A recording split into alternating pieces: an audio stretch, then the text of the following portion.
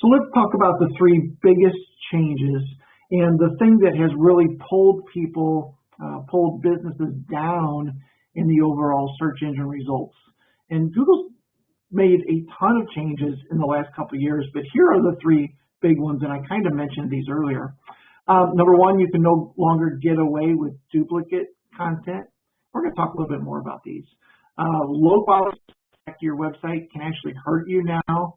And a lot of people used to go to forums and put it in their signature with a link back to their site, things like that, just kind of these trashy links just to get the link.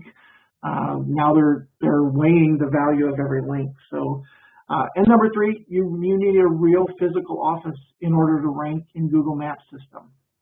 We'll talk about why. So why these things changes, I mentioned earlier, is a couple different major updates that they did. I should say that Google does somewhere between 30 and 100, maybe even 150 changes to their algorithm every year. And that number could even be higher than that.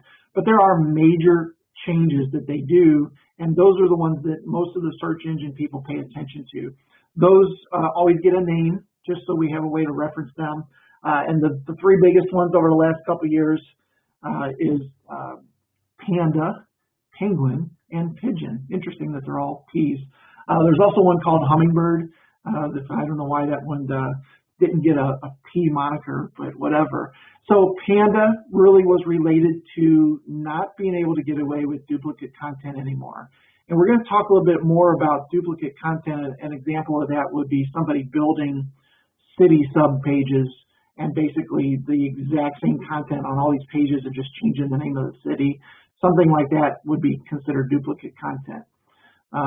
Copying somebody else's blog and posting it as your own, there are a couple ramifications to that, but the big one is that you can't get away with that, and Google will actually penalize you for that. Number two, the low quality links. I mentioned that. Low quality links, so the easiest way to kind of explain this could be, let's say you get a link from a major vendor like Hunter Douglas. They link back to your website. So that's got pretty good clout, pretty good quality, authority type link. Whereas if you got a link back from Shutters or Us, or something like that, not as high quality.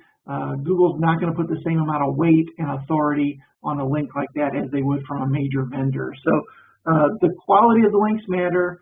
The weight, the authority of the site that's linking to you matters.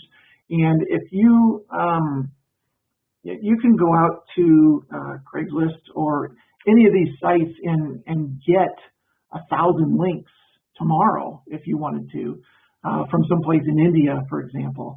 And you'd probably end up just hurting yourself and wasting some money to do so. So it's really more of a building relationships with other businesses, other website owners, giving them good content and getting those links pointed back to you from valid high authority sites. Number three, you need a real physical office in order to rank in Google Maps. So the reason for that is they don't want to list a lot of home places, a lot of places that you can't actually go do business at. And this also goes true for businesses that are online only, which have kind of a rough time, because one of the first things that Google does is send a postcard to that location and make sure that you actually have a physical location there. Now, a lot of people in the past would do something like get a UPS store box and that kind of stuff. Not a great idea.